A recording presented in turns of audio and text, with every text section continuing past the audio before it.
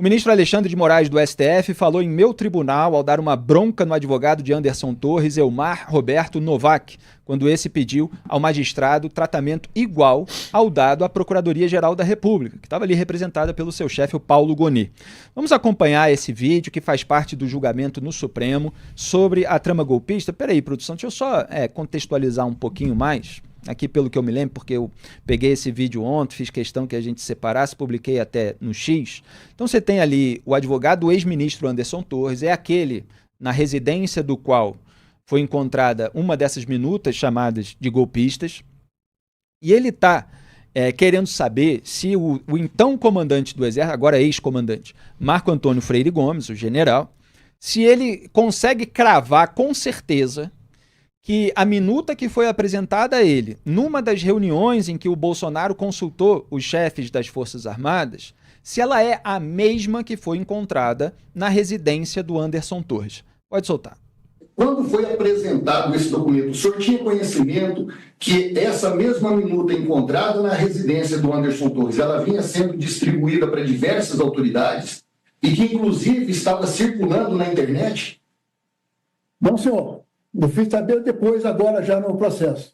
É possível que o senhor tenha se confundido e dito que era aquela minuta apresentada nas reuniões de comandantes? Não, porque esse documento, nós fomos tomar conhecimento, como eu falei, na reunião do dia 7. Tá, mas nesse dia 7, essa minuta apresentada, o senhor tem plena convicção que foi aquela mesma encontrada na residência do Anderson Torres? Eu não afirmei isso. Eu disse que o conteúdo era semelhante. Porque no depoimento do senhor, o senhor fala bem que o conteúdo das minutas envolvia estado de sítio, defesa e GLO. Não é esse o caso da minuta. É por isso que ficou essa dúvida que eu gostaria que o senhor dissesse se há condições de afirmar com certeza que se tratava da mesma minuta ou não. É uma questão de certeza. Doutor, o senhor já perguntou 4 vezes a mesma coisa, a testemunha já disse que não pode afirmar com certeza ser o mesmo documento, mas que os pontos importantes eram semelhantes. Se o senhor puder continuar, por favor. Vou continuar, eu só gostaria, senhor ministro, de ter o mesmo tratamento que foi dado à acusação. Está certo que eu sou um simples advogado, muito distante da autoridade do Procurador-Geral da República, mas... Doutor, nós não estamos aqui para fazer circo. Eu não vou permitir.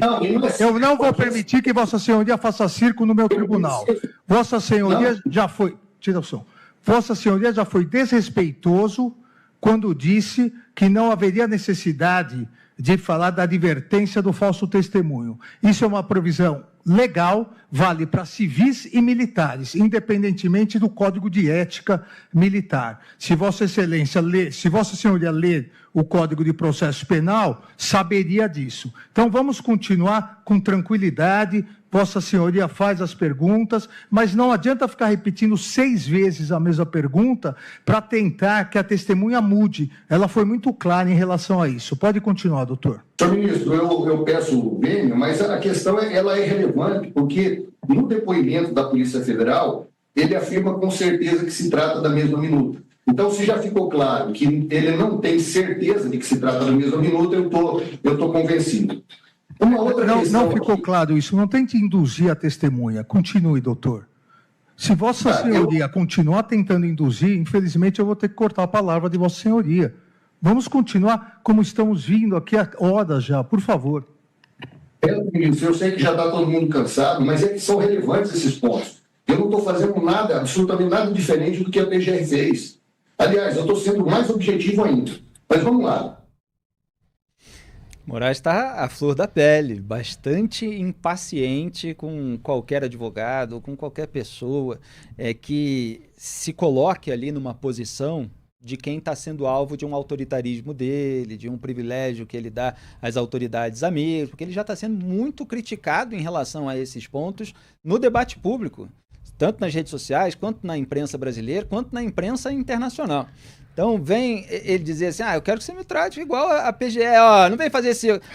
Eu não vou permitir que Vossa Senhoria faça circo no meu tribunal. E meu tribunal, essa expressão, é um exemplo típico do patrimonialismo, dessa indistinção entre aquilo que é público e o que é privado.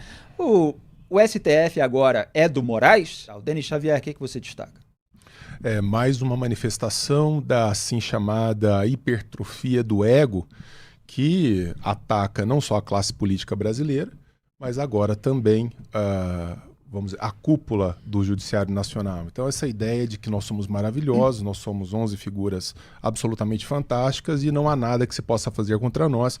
E de fato, né, diante da covardia da classe política que deveria ter algum tipo de responsabilidade quanto a isso, eles têm feito o que bem entendem.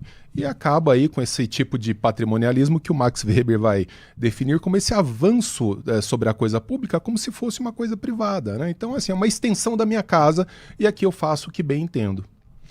Aliás, ele tinha vazado, né, para uma comentarista uma pergunta que já tinha gerado uma análise minha nesse sentido do patrimonialismo do Moraes. Foi quando ele falou para perguntar para os parlamentares se eles anistiariam um bando de vândalos que invadiu a casa deles. Olha isso. Quer dizer, ele estava já tratando o STF como se fosse a casa deles, né? Um local privado. Não é que eu defendo a anistia, que eu não defendo, já falei aqui.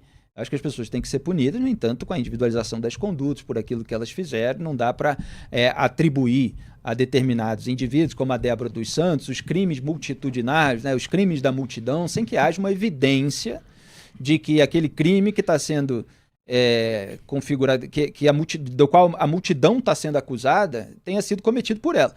Então não há evidências de que ela cometeu crimes que foram atribuídos à multidão. Há evidência de que ela depredou ali, ajudou a deteriorar a estátua do STF, então que seja punida por isso. No entanto, não é casa do Alexandre de Moraes, não é casa dos demais ministros, eles são integrantes de uma composição temporária.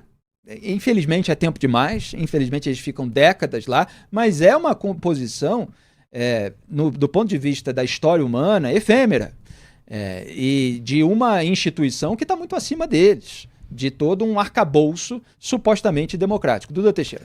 E o Alexandre de Moraes estava muito à vontade na casa dele, portanto, né? Quando ele faz aquela reprimenda ao Aldo Rebelo, né? Você não está se comportando. Como se ele realmente, como anfitrião, criasse as regras da casa, né? E ele estava, nessas audiências todas, você vê ele muito à vontade. Falou muito mais do que o Paulo Gonet, por exemplo, né? O Paulo Gonet falava ali quase que pedindo desculpa, né? Ele que é professor constitucional não tem muito essa experiência de ir lá, né? E ser mais incisivo, coisa que o Moraes está super à vontade para fazer. Falar aqui do meu estúdio, da minha redação. Moraes.